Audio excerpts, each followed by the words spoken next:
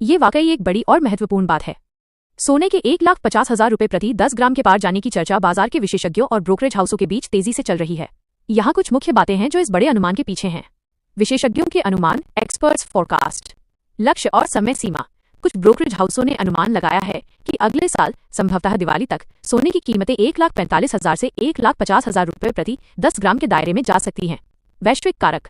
अंतर्राष्ट्रीय बाजार में अगर सोना $3,800 प्रति औंस से ऊपर बना रहता है तो यह $4,700-4,800 के स्तर तक भी जा सकता है, जो भारतीय बाजार में बड़ी तेजी लाएगा। अन्य पूर्वानुमान। कुछ दीर्घकालिक मंदी की स्थितियों के पूर्वानुमान, स्ट्रेस सिनारियोज ये भी संकेत देते हैं कि सोने की कीमत 2030 तक 2 लाख रुपए से भी ऊपर जा सकती है। तेजी के पीछे के मुख्य कारण, driving factors for price rise. 1. भू राजनीतिक तनाव, रूस यूक्रेन युद्ध और हमास इजराइल जैसे वैश्विक संघर्षों के कारण असुरक्षा अनसर्टेनिटी बढ़ी है। निवेशक ऐसे समय में सोने को सुरक्षित निवेश सेफ हेवन मानकर उसमें पैसा लगा रहे हैं। 2. अमेरिकी अर्थव्यवस्था और डॉलर। अमेरिकी अर्थव्यवस्था की अनिश्चितता, बढ़ते कर्ज का स्तर और डॉलर में संभावित कमजोरी से सोने के दाम को बल मिलता है। 3. केंद्रीय बैंकों की खरीद। दुनिया भर के केंद्रीय बैंक, जिनमें भारत का आरबीआई भी शामिल है, अपने विदेशी मुद्रा भंडार में लगातार सोने की खरीद बढ़ा रहे हैं, जिससे वैश्विक मांग बनी हुई है। 4. मुद्रास्फीति, इन्फ्लेशन से बचाव। सोना हमेशा से बढ़ती महंगाई के खिलाफ एक बेहतर बचाव रहा है, जो इसकी मांग को और बढ़ा रहा है।